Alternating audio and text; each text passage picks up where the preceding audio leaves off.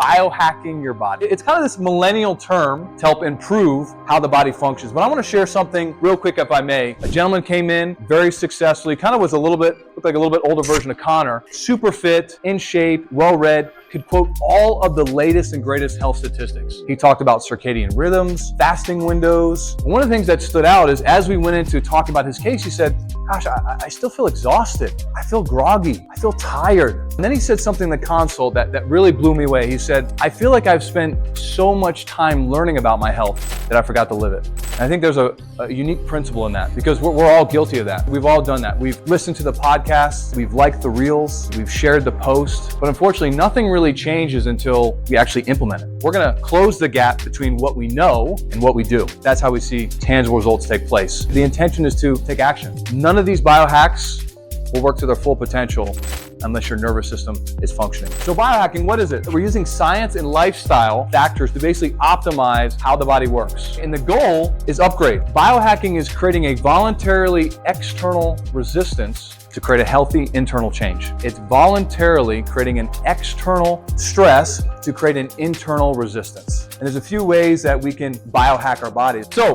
cold plunging and cold showers. So what chemicals are released? Basically this thing called dopamine. Now I think dopamine sometimes can get mixed up with the feel-good hormone. That's serotonin. But dopamine is that allows you to pursue a goal. It keeps you motivated. Has anybody lacked motivation recently? Your dopamine levels are probably at a significant drop in baseline. Too much unhealthy food, too much doom scrolling. This will help bump up the dopamine. It's going to create mental resilience, stimulating something called the vagus nerve. The vagus nerve controls 90% of our body's physiology. Who thinks that's important to take care of? Absolutely, right? To reduce inflammation, speed up muscle recovery. So how do we start, guys? I want to make sure we take the information into activation. So this is what you can do when you get home. First off, try a cold shower. It costs you nothing. From my experience, no matter how groggy I am in the morning, if I just swallow that frog and I take that cold shower, nothing will get me back into bed. The real focus with this is you want to focus on nasal breathing because when you get in here and then you freak out and you have to jump out. So the goal is to get calm. You've got the external stress. You're creating that internal resistance is to